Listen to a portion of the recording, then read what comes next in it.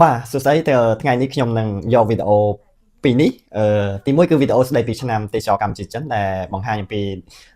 តំបន់ទេសចរសំខាន់របស់កម្ពុជាដែលជាផលិតផលទេសចរដែលមានសក្តានុពលដ៏សម្បូរបែបដើម្បីធ្វើការផ្សព្វផ្សាយលើផ្ទាំង LED ដែលមានស្រាប់ទីពីរគឺវីដេអូដែលបានចាក់បញ្ចាំងនៅក្នុងសន្និសីទថ្នាក់រដ្ឋមន្ត្រី Francophonie លើកទី46នៅទីក្រុង Kigali ប្រទេសវ៉ាន់ដាកាលពីពេលថ្មីៗនេះដែលកម្ពុជាទទួលបានតំណែងជា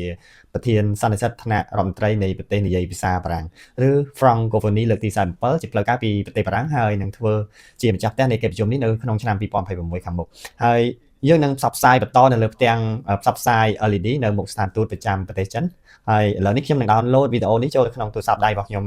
សិនហើយខ្ញុំនឹង upload វាចូលនៅផ្ទាំង LED ខាងមុខ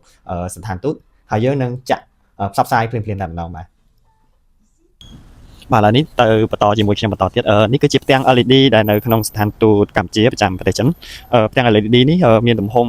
ទទឹង3ម៉ែត្រកម្ពស់2ម៉ែត្រដែលនៅកែងជាមួយនឹងផ្លូវ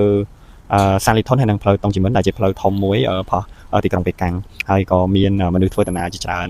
ផងដែរទៅមកជារៀងរាល់ថ្ងៃបាទឥឡូវខ្ញុំនៅចិត្តផ្ទាំង LED ហ្នឹងហើយដើម្បីមក upload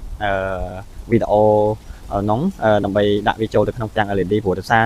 យើងអាច upload ពីចម្ងាយបានហើយព្រោះត្រូវ connect ទាក់ទងជាមួយនឹង Wi-Fi ផ្ទាំង LED នេះទៅហើយយ៉ាងយើងភ្ជាប់វាជាមួយគ្នាមួយទូរស័ព្ទដៃយើងហើយបានយើង upload វាចូលបើមិនចឹងទេអត់អាច upload ពីចម្ងាយបានទេដល់ចឹងដល់ខ្ញុំដើរមកចិត្តផ្ទាំង LED ហ្នឹងចឹងខ្ញុំនៅខាងក្រោម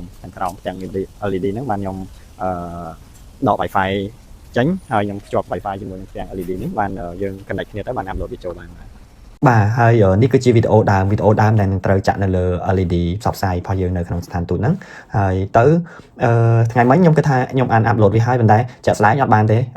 ដាច់ដោយសារតែខ្ញុំគិតថា upload ហើយខ្ញុំចេញទៅក្រៅខ្ញុំបញ្ញាប់ពេកអញ្ចឹងទៅឥឡូវយប់ល្មមឥឡូវខ្ញុំត្រូវ upload វាម្ដងទៀតហើយជាមួយខ្ញុំនឹងថតជូនថាតើពេលដែលយើង upload ហើយនឹង load ទៅលើផ្ទាំង LED ផ្សព្វផ្សាយហ្នឹងតើវាមានលក្ខណៈបែបណាហើយ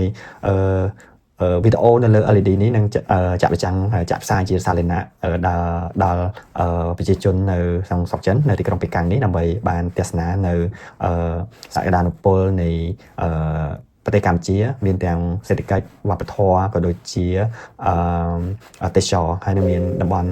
ផ្សេងៗជាច្រើនទៀតដែលនឹងត្រូវបានបង្ហាញនៅលើផ្ទាំង LED មួយនេះបាទនេះគឺជាវីដេអូដែលយើងបាន upload រួចហើយប៉ុន្តែដោយសារតែរៀងយប់យើងថតទៅរៀងចាំងបន្តិចបាទហើយប៉ុន្តែជាក់ស្ដែងយើងមើលទៅឃើញដូចជាអត់មានដាច់ទេហើយរៀងថ្លាល្អបាទដោយសារតែ quality នៃវីដេអូយើងទទួលបានរៀងច្បាស់ដែរអញ្ចឹងពេលដែលយើងចាក់នៅលើ LED នេះគឺមានសភាពល្អហើយទៅជាមួយខ្ញុំថតទស្សនវិជ្ជាតិចតួចនៅជុំវិញតំបន់ដែលយើងត្រូវបានចាក់ផ្សាយនេះបាទអរគុណ